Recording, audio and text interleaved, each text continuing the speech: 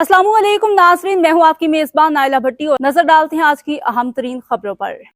बड़े बड़े ब्रांड फारिग, अब होगा अलबेक का राज। Saudi fast food chain Pakistan आने के लिए तैयार।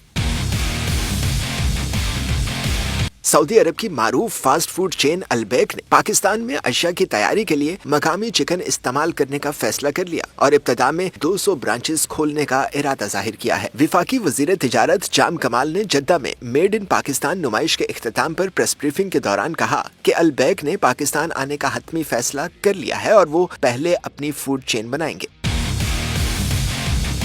उन्होंने कहा कि ऐसा नहीं है कि अलबेक कल कोई फ्रेंचाइज खोले और अपनी प्रोडक्ट्स बेचना शुरू कर दे। ये एक तवील प्रोसेस है। वो चिकन की फार्मिंग, उनकी फीड, फिर फ्रेंचाइज, इन तमाम चीजों को एक सप्लाई चेन के तौर पर देखते हैं, जबकि उनका हिफ्ज़ान सेहत का मयार भी बहुत बुलंद है। जाम कमाल ने कहा कि अलबेक ने पाकिस्तान में अपनी 200 ब्रांचेस खोलने का इरादा जाहिर किया है। आपके पोल्ट्री सेक्टर में 10 अफराद को खड़ा करेंगे, ब्रीड इंडस्ट्री लाएंगे, सर्विस इंडस्ट्री में किसी को खड़ा करेंगे। ये 8-10 काम है जो पाकिस्तानी करेंगे। हम इनसे हर चीज लेंगे ताकि आपकी ताकत भी बढ़े और आपके लोगों को बिजनेस के मौके भी मिले। वजीर तिजारत जाम कमाल ने जद्दा में अलबेक के ऑपरेशंस का विजिट किया, जहां पाकिस्तानी मुलाजमीन से भी उनकी मुलाकात हुई।